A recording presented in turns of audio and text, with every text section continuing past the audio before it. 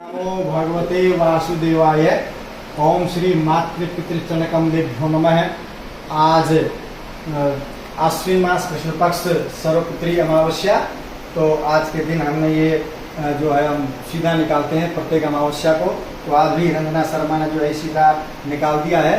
सीधा कम से कम उतना हो कि एक व्यक्ति का आहार हो, एक व्यक्ति आराम से उसको खा ले।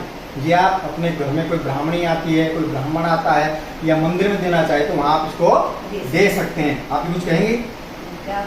मैंने बोल दिया।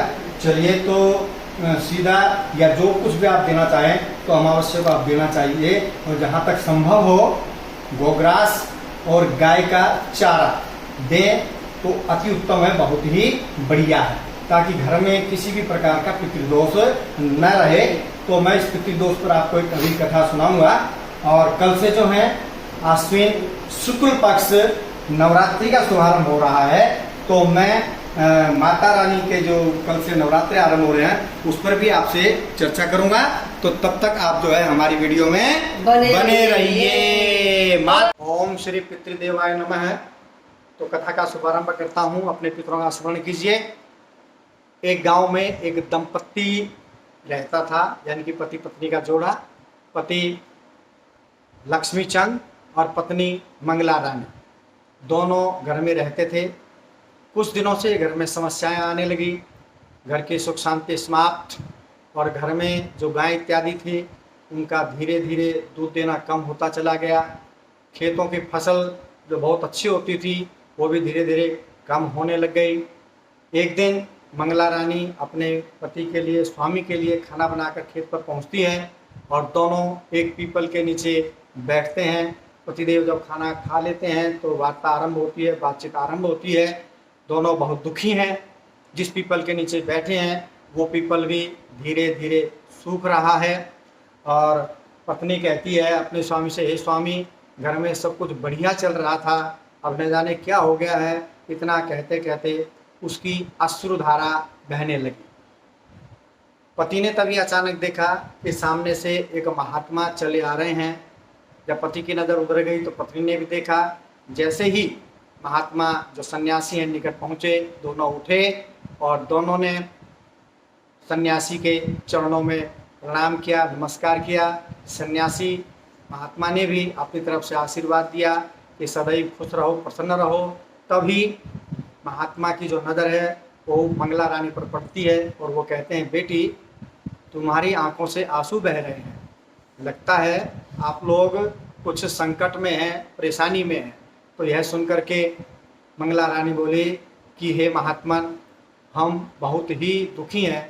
घर में जो गाय है वो दूध कम होता चला जा रहा है। खेतों की फसलें जो हैं वो लहलहा नहीं रही है, उतनी नहीं हो रही है जितनी पहले होती थी। और सबसे बड़ी बात, हम धीरे धीरे वृद्ध हो रहे हैं, घर में कोई पुत्र भी नहीं है, संतान भी नहीं है।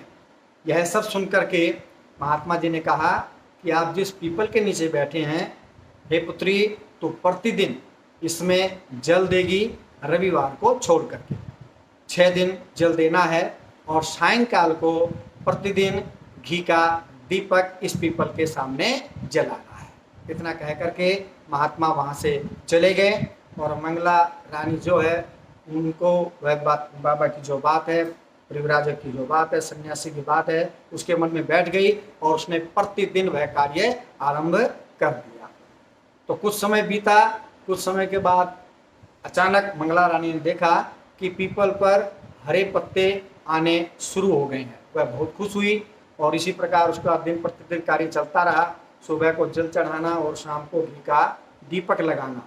तो अचानक घर में जो गौएं थी जो दूध कम दे रही थी उनके दूध में वृद्धि हुई। वह और प्रसन्न हुई, उसका मन और पीपल में लगने लगा। अब एक दिन दोनों बैठे हुए थे, खाना खा रहे थे। तो खाना खाते खाते खेत पर उन्होंने देखा कि अपनी फसलें भी लहलहा रही हैं। तो बहुत प्रसन्न हुई। पत्नी बोली कि देखो, अब सब कुछ ठीक हो रहा है, खेतों में जो है फसलें लहलहा रही हैं और आपका कारोबार भी ठीक ठाक है और घर में जो गेहूँ इत्यादि धन धान्य है वो भी भरपूर है और गौवें जो हैं दूध देने लग गई हैं। तो घर अच्छे से चलने लगा और इधर मंगला रानी का वो कार्य भी चलता रहा। एक दिन अचानक मंगला रानी घर में अपने पति के पास पहुंची और पति को कहती है कि हे स्वामी, आप पिता बनने वाले हैं। अब पतिदेव के तो प्रसन्नता का कोई ठिकाना नहीं रहा।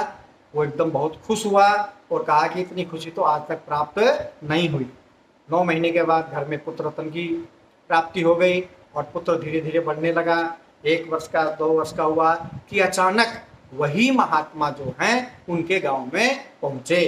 तो उनके गांव में पहुंचे तो पति पत्नी अपने बच्चे को लेकर के महात्मा जी के पास पहुंचे और महात्मा जी से बोले कि देखिए, आपकी कृपा से घर में सब सुख संपत्ति हो गई है, हम आपको नमन करते हैं, प्रणाम करते हैं।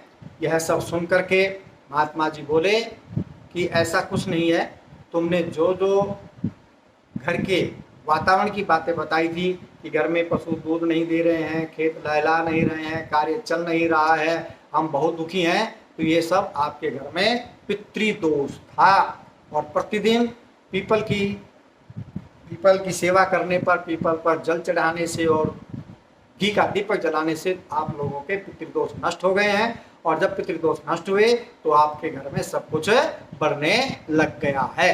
तो ये आप मान लें, यदि घर में किसी प्रकार का क्लेश चल रहा है, बच्चों का पढ़ाई में मन नहीं लग रहा है, बच्चे यदि नौकरी कर रहे हैं तो उनकी तरक्की नहीं हो रही है, घर में क्लेश रहता है, भाई भाई की नहीं बनती है, घर में किसी प्रकार से भी कोई भी पैसा आए तो उसमें किसी प्रकार की बरकत नहीं हो रही है, क्लेश रहता है, तो ये सब पितृदोष हैं। तो आज के दिन अपने माता पिता और पूर्वजों को स्मरण कीजिए और ऐसा करिए कि घर में किसी प्रकार का क्लेश न रहे। प्रतिदिन कुछ न कुछ अपने पितरों के लिए करिए, उनको याद करिए। यदि उनकी कृपा दृष्टि बनी रहेगी तो घर के सभी प्रकार के क्लेश, दुख का वातावरण नष्ट होगा, बच्चे पढ़ने में होशियार होंगे, उनकी तरक्की होगी और घर में सुख शांति बनी रहेगी। बोले पितृदेवों की जय। सभी पितरों के जो आज सर्वपितृ अमावस्या है, सभी के पितर उन पर कृपा दृष्टि बनाए रखें। एक बात याद रखें, सायंकाल के समय घर के बाहर एक दीपक कम से कम जलाए, उसके बाद 2, 3, 5 कितने भी आप जला सकते हैं, दीपक को जलाइए और उसका जो मुख है, दीपक का मुख जो है उसको दक्षिण दिशा में करिए, क्योंकि आज जो पितर हैं वो सब अपने लोक को जाने वाले हैं। तो उनको प्रसन्न करके अपने घर से विदा करिए और उनका आशीर्वाद लीजिए, प्रार्थना कीजिए। घर में यदि प्रतिमाएं हैं तो उनके आगे हाथ जोड़िए और कहिए कि पितृदेवो, आप प्रसन्न होइए और आपकी कृपा दृष्टि हमेशा ही हमारे परिवार पर बनी रहे। अमावस की काली रात होती है तो जो आप दीपक जलाएंगे वो दीपक की रोशनी से पितर लोग अपने देश में पहुंचेंगे। तो बोले पितृदेवों की जय।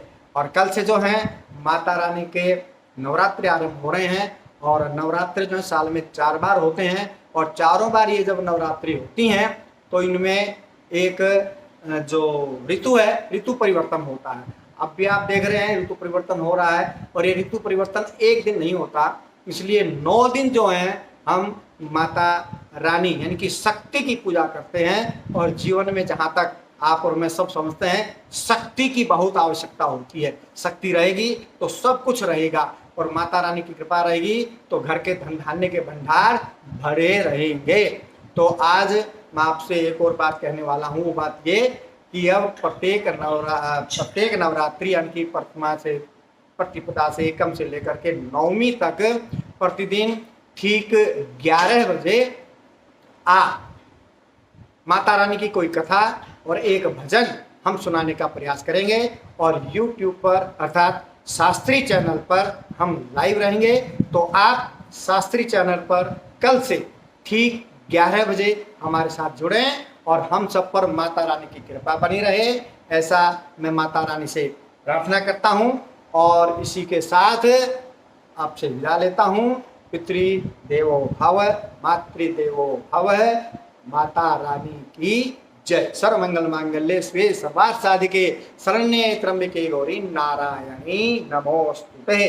तो कल से बने रहिए हमारे YouTube चैनल पर, शास्त्री चैनल पर। और यदि आपने अभी तक मेरे इस चैनल को अर्थात शास्त्री चैनल को सब्सक्राइब नहीं किया है तो कृपया सब्सक्राइब करें, अच्छा लगे तो लाइक करें और दूसरों को शेयर भी करें ताकि ये जो बातें हैं तो दूसरों के पास भी सरलता से पहुंच सके। पितृदेवाय नमो नमः।